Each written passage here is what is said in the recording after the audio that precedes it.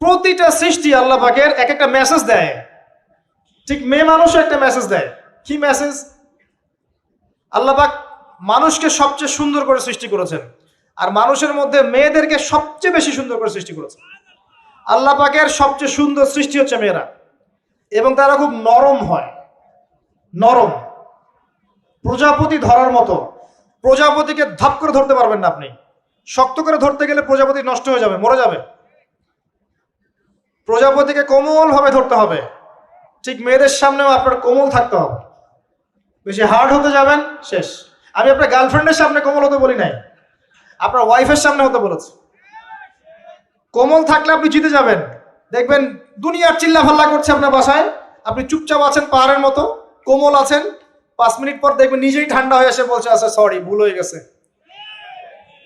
আর যদি আপনি চিল্লা ফাল্লার কাউন্টার দিতে যান, তাহলে দেখবেন সুটকেস গোছানো শেষ, বাবার বাড়ি চলে গেছে। ডিল করা খুব ডিফিকাল্ট। এখানে আপনাকে খুবই সবরের পরিচয় দিতে হবে। আল্লাহ পাক বোঝার তৌফিক দান করুন। আর আমরা মা বোনদেরকে রিকোয়েস্ট করব, 4টা মূলনীতি মেনে কাপড় চোপড় পরবেন। আপনার কাপড়টা এমন হবে না যেই কাপড়টা পরলেও অঙ্গ প্রত্যঙ্গ দেখা যায়, বোঝা যায়, এমন হবে না। কাপড়টা এমন হবে না এত টাইট ফিটিং যে আপনার অঙ্গের উঁচু নিচু অবয়ব বোঝা যায়, এমন হবে না। কাপড়টা এমন হবে না যেটা অমুসলিমদের পোশাক, আর কাপড়টা এমন হবে না যেটা পুরুষদের পোশাক। এই মূলনীতিগুলো মেনটেন করে কাপড় পরবেন ইনশাআল্লাহ। এছাড়াও মেয়েদের কথায় পর্দা আছে, চলনে পর্দা আছে, ওঠা বসায় পর্দা আছে। নামাজ পড়ার সময় তাদেরকে কিছুটা শালীনভাবে নামাজ পড়তে হয়। তাদের চোখের দৃষ্টির মধ্যে পর্দা আছে। এগুলো কে শিখাবে এখনকার মেয়েদেরকে? সবসময় বিজি দেখবেন নতুন কোন সিরিয়াল আসছে, নতুন কোন ফ্যাশন আসছে, নতুন কোন পার্লারে কি আসছে, কোন কাটিং আসছে, কোন নায়িকা আসলো। ওই যে বাংলাদেশে কোন এক নায়িকা আসছে, তাই নিয়ে মিডিয়াতে এমন তোলপাড়, মনে কি নাকি একটা অবস্থা। আল্লাহর কাছে তোমার কি মূল্য আছে হে? আল্লাহর কাছে তোমাদের কি মূল্য আছে? তোমরা কি 5 ওয়াক্ত নামাজ পড়ো? তোমরা কি পর্দা করো? তোমাদের মধ্যে হায়াবোধ কিছু আছে? তোমরা মানুষকে ভালো কিছু শিখাও, সমাজকে ভালো কিছু দাও, শালীন কিছু দাও। আল্লাহর কাছে তোমাদের কি মূল্য আছে? নবী সাল্লাল্লাহু আলাইহি ওয়াসাল্লাম তো জাহান্নাম দেখে সেই কথাটাই বলেছেন, আমি জাহান্নাম দেখে আসলাম, সেখানে বেশিরভাগ অধিবাসী হচ্ছে মেয়ে, নারী। কি কারণ? তারা এমন কাপড় চোপড় পরে বাইরে ঘুরতো যেই কাপড় পরেও তারা নগ্ন থাকতো। আমি কি ব্যাখ্যা করতে হবে? আপনি দেখতে পারেন না? এবং তারা স্বামীর সাথে কুফরি করত। সারা জীবন স্বামী যদি তাদের ভরণ পোষণ দেয়, ভালোবাসে, মহব্বত করে, তাদের জন্য জীবনটা ক্ষয় করে ফেলে, এক পর্যায়ে গিয়ে বলবে সারাটা জীবন তোমার কাছে কিছুই পাইলাম না। বাস্তব। এগুলোর কারণে মেয়েরা বেশি বেশি জাহান্নামে যাবে। এবং তারা মানুষ মারা গেলে মাতম করে, বুক পিঠ চাপড়ায়, এই কারণে যাবে। এবং তর্ক লাগলে অভিশাপ দেয় বেশি, এই কারণে যাবে। আল্লাহ পাক আমাদের মা বোনদেরকে হেফাজত করুন। তবে একটা হাদিস আছে সুসংবাদের। নবী সাল্লাল্লাহু আলাইহি ওয়াসাল্লাম বলেছেন, একজন নারী যদি 4টা কাজ করতে পারেন, জান্নাতের যে কোনো দরজা দিয়ে ইচ্ছা প্রবেশ করতে পারবেন। 1 নাম্বার 5 ওয়াক্ত নামাজ, 2 নাম্বার রমজান মাসে সওম, 3 নাম্বার আপনার লজ্জাস্থানের হেফাজত অর্থাৎ খাস পর্দা, এবং 4 নাম্বার আপনার স্বামীর আনুগত্য। ফ্যামিনিস্ট আকীদার মেয়ে হলে আনুগত্যকে দাসত্ব মনে করে, স্বামীর আনুগত্যকে তারা দাসত্ব মনে করে। স্বামী কে? স্বামীর সম্মান বোঝেন আপনি? স্বামী কে? যার ব্যাপারে নবী সাল্লাল্লাহু আলাইহি ওয়াসাল্লাম বলেছেন, আমি যদি আল্লাহ ছাড়া অন্য কাউকে সেজদা করতে বলতাম, তাহলে মেয়েদেরকে বলতাম তারা যেন স্বামীদেরকে সেজদা করে। আপনাকে আমি কিভাবে বুঝাবো স্বামী কে, স্বামীর মর্যাদা কোথায়? এগুলো কি ইসলাম মেয়েদেরকে ডমিনেট করছে এগুলো দিয়ে? কেন? এই স্বামী আপনার জন্য সারাটা জীবন ক্ষয় করে ফেলে। একটা চোর পর্যন্ত, একটা চোর, একটা করাপ্টেড মানুষ, দুর্নীতিগ্রস্ত মানুষ, সে চুরি করে, দুর্নীতি করে এনে বাচ্চাকে খাওয়ায়। একটা ধর্ষক পর্যন্ত ওর মেয়েকে আদর করে। পুরুষ মানুষ কি জিনিস কেমন করে বুঝবেন? সারাটা জীবন ক্ষয় করে ফেলায়। যদি আপনি তার আনুগত্য করেন, তার সামনে সুন্দর মতো থাকেন, তার কথার সাথে তর্ক না করেন, ভালোবাসা দিয়ে থাকেন, আপনার জন্য সে জীবন দিতে প্রস্তুত থাকবে। এরকম পুরুষ মানুষ। আপনাদেরকে কেউ চোখ তুলে তাকালে চোখ তুলে ফেলাবে, এরকম পুরুষ মানুষ। আর এখন তো পরিস্থিতি ডিফারেন্ট। বাসায় পুরুষ বাইরের ছেলের সাথে ফোনে প্রেম হয়ে গেছে, পালায় চলে গেছে, বিয়ে করে ফেলছে। দেখবেন বাসায় স্ত্রী আছে, বাইরের মেয়ের সাথে প্রেম করে বিয়ে করা শেষ। বিয়ে করলে সমস্যা নাই, ব্যভিচার করে ফেলছে। বিয়ে সে করতেই পারে, সে যদি সমতা রক্ষা করতে পারে, সেটা তার ডিফারেন্ট ইস্যু, এটা অন্য ইস্যু। তো স্বামীর আনুগত্য আপনাকে কিভাবে বুঝাবো? এটা দাসত্ব নয়। নবী সাল্লাল্লাহু আলাইহি ওয়াসাল্লাম বলেছেন, কোন স্বামী যদি কোনো স্ত্রীকে চায়, তার প্রয়োজনের জন্য চায়, মহব্বতের জন্য, স্ত্রী যদি চুলায় রান্না করতে থাকে, ওই রান্না ফেলে দিয়ে তাকে আসতে হবে। হাদিস। রাতের বেলা স্বামী স্ত্রী শুয়েছে, স্বামীর চাহিদা আছে, স্ত্রীর কোনো সমস্যা নাই, স্ত্রী ফিট, ইচ্ছা করেই অহেতুক স্বামীকে বলল আমি রাজি না, উল্টা পাশে মুখ করে ঘুমিয়ে গেল।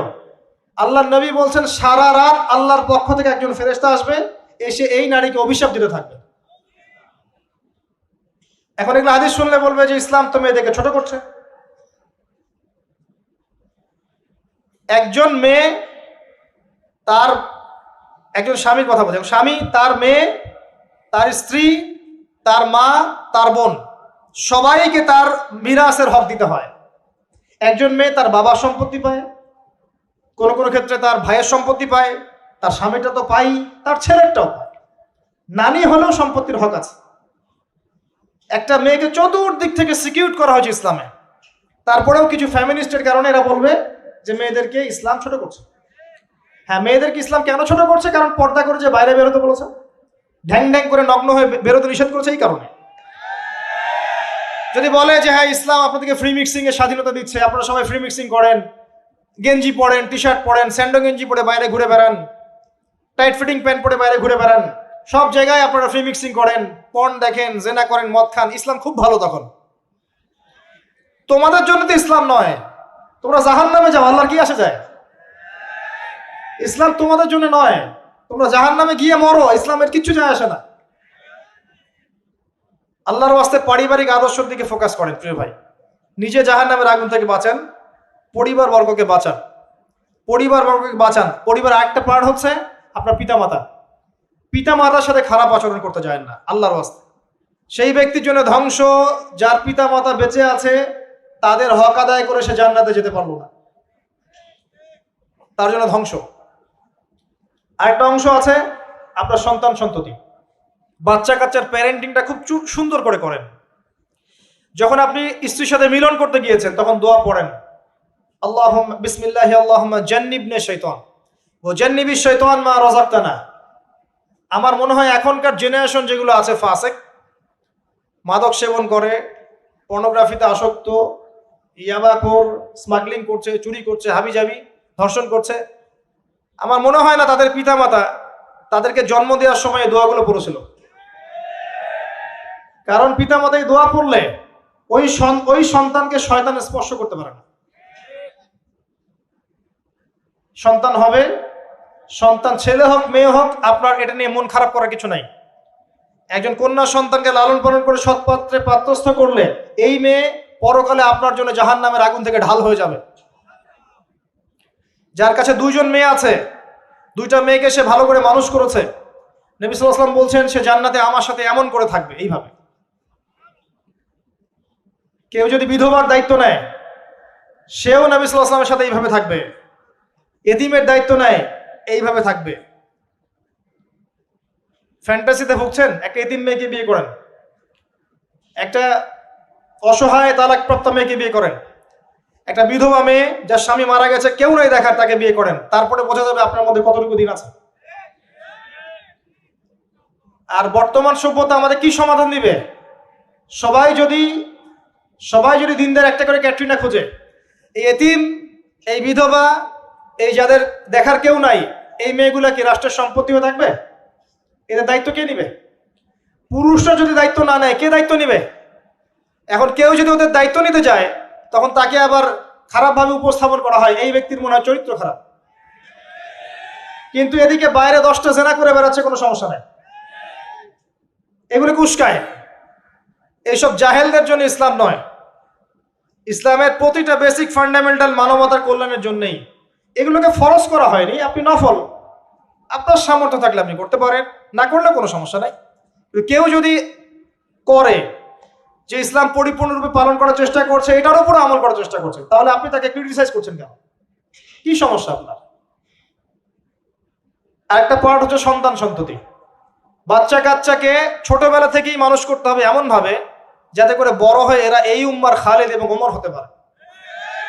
বাচ্চা ছোট ছোট বাচ্চাকে আপনি ভালো খাবার দেন, ভালো খাবার দেন, মায়ের স্নেহ দেন, বাবা মার সাথে রাখেন, একটু গ্রাম্য পরিবেশে নিয়ে গিয়ে তাকে বড় করেন। কেন বলছে কথা? এখানে পরিবেশ সুন্দর থাকবে, সে দৌড়াবে ধুলার মধ্যে, মাঠের মধ্যে খেলবে, সুন্দর ভাষা শিখবে। এরপর তাকে ভালো প্রতিষ্ঠানে পড়ান। প্রতিষ্ঠানটা এমন হবে যে প্রতিষ্ঠানে জেনারেল শিক্ষা, ইসলামিক শিক্ষা একসাথে দেয়া হচ্ছে, সে সব শিখবে। আমার ছেলে কোরআনে হাফেজও হবে, আমার ছেলে ডক্টরও হবে ইনশাআল্লাহ। এভাবে এভাবে করে তোলে। আধুনিক হন, মাথাটা খাটান, ব্যাকডেটেড মানসিকতা বাদ দেন। বিশ্বটা এগিয়ে গেছে, আমাদেরকে এগিয়ে যেতে হবে। একমুখী জ্ঞান দিয়ে আপনি কিচ্ছু করতে পারবেন না এই যুগে। দ্বিমুখী শিক্ষার একটা হারমোনিয়াস কম্বিনেশন দরকার। আমাকে কোরআন জানতে হবে, সায়েন্সও জানতে হবে, নাহলে আমি সায়েন্স দিয়ে কোরআনকে ব্যাখ্যা করতে পারবো না, কোরআন দিয়েও সায়েন্সকে ব্যাখ্যা করতে পারবো না। জানতে হবে আমাদেরকে।